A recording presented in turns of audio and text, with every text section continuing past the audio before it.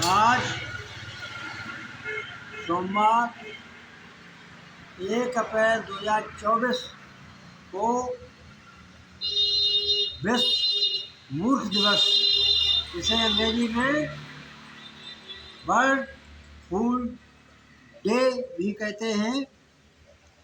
इस दिन लोग खास तौर पर अप्रैल फूल कहकर एक दूसरे को मूर्ख समझ के हंसते हैं और मूर्खता भी उस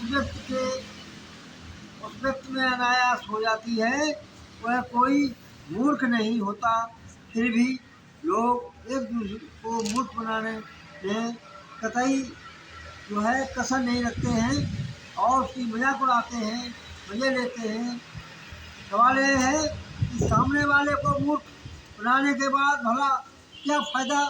ऐसा करके आप दरअसल अपने अपमान ही कर रहे होते हैं। फिर भी पता नहीं क्यों लोग इस दिवस को मनाना पसंद करते हैं। पूरे हिंदुस्तान में केवल मध्य प्रदेश राज्य में एक खास जगह पर लोग माँ मूर्ख राज के लिए अपने नामांकन भरते हैं और जो महामूर्ख राज सुना जाता है उसे मूर्खों का राजा समझो, लेकिन मूर्ख होता नहीं, वो लोकमान्य संभ्रांत व्यक्ति होता है। समाज में महामूर्ख राज के रूप में पहचान होती, जान होती, लेकिन ऐसा नहीं। लोग दूसरे को मूर्ख समझते हैं। कैसे? जैसे उल्लू पक्षी होता है, उसको दिन में रात महसूस होती है और रात में दिन महसूस होता है। उसी तरह से मूर्ख लोग जो होते हैं वो एक दूसरे को मूर्ख बोलते हैं, समझते हैं और मानते हैं। लेकिन मूर्ख, सबसे बड़ा मूर्ख वही है जो दूसरे की गलती, दूसरे में मूर्खता देखता है। और मेरा ये आंशिक यूट्यूब वीडियो जिस किसी भाई बहन बुजुर्ग माताओं बहनों को देखने में, सुनने में और समझने में अच्छा लगे, उनकी आत्मा पूर्ण रूप से सहमत हो, तो आप सभी लोग अधिक अधिक संख्या में लाइक, सब्सक्राइब और शेयर करने की महती कृपा करें, क्योंकि आपको एक लाइक, सब्सक्राइब एवं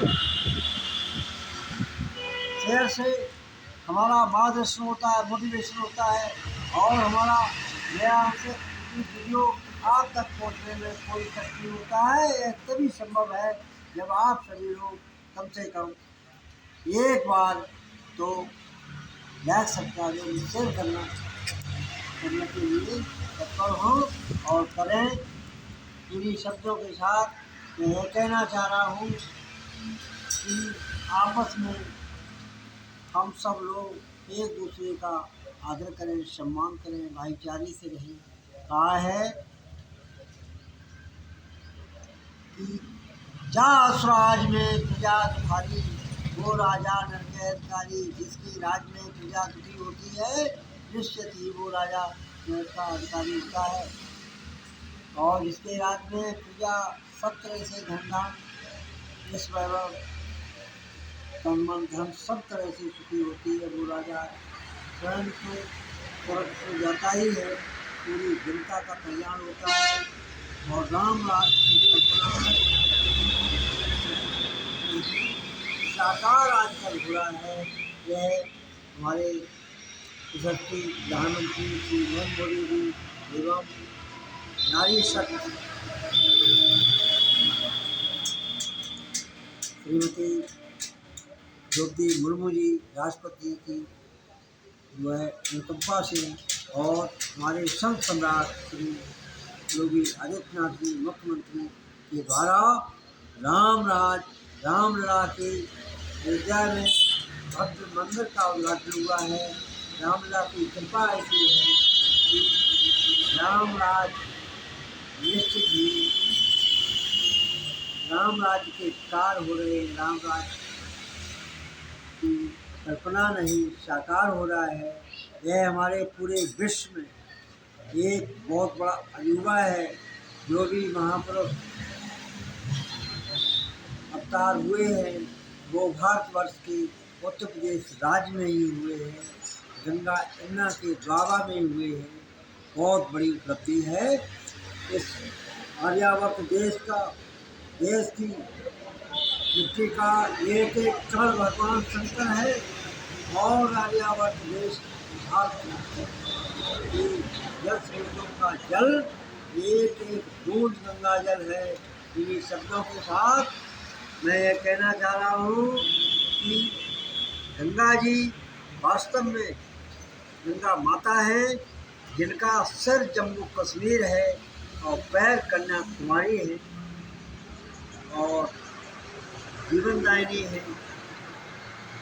सब तरह से इसी क्षेत्र में सभी महापुरुष और लोक कलाएं सभी यहीं विकसित हुई हैं।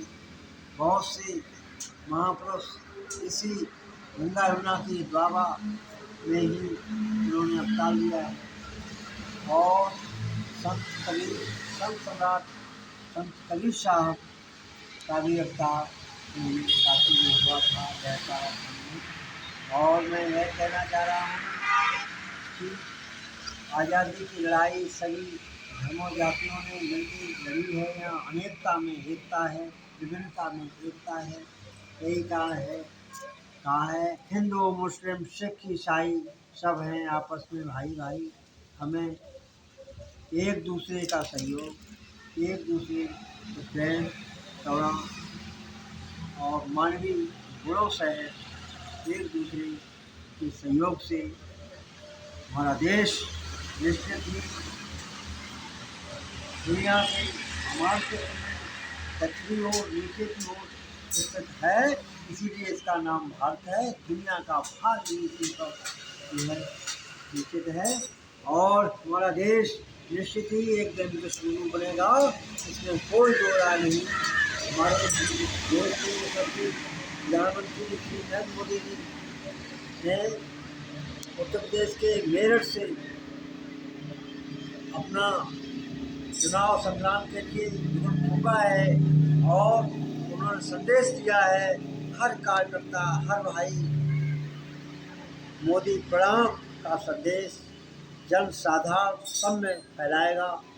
और यही कहा है कि मोदी जी ने मोदी प्रणाम करके सब लोगों से आए हैं, सब लोगों से मिले हैं, सब लोगों के दिलों में, सबके दिलों में मोदी है। कहा है बहा दो प्रेम की गंगा, बहा दो प्रेम का सागर, दिलों में प्रेम की गंगा, दिलों में प्रेम का सागर, हिलोरे दम बदम मुक्ति अथा संसार सागर में। इन्हीं शब्दों के साथ मैं ये कहना चाह रहा हूँ कि आप लोग वोट का जो चुनाव का महासंग्राम है उसमें तन मन धन हर तरह से लोक कल्याण के जिन्होंने कार्य किए हैं, जो कर रहे हैं, राम राज्य को साकार रूप दिया है। उनके हाथों को मजबूत करें, उनको जिताएं। इन्हीं शब्दों के साथ मैं किसी दलगत राजनीति की बात नहीं कर रहा हूँ, किसी दल की नहीं कर रहा हूँ। आपको स्वयं समझना है। एक तरफ परिवारवाद है, दूसरी तरफ मानवतावाद है। आप मानवतावाद को विश्वास रखते हैं तो मानवता के रूप में अपने मत का प्रयोग करें। एक तरफ परिवारवाद है जो कि एक परिवार के ही सुख शांति के लिए काम करता आया है और भी करेगा। इन शब्दों के साथ मैं अपनी वाणी को पूर्ण रूप से विराम देता हूँ। जय हिंद, जय भारत।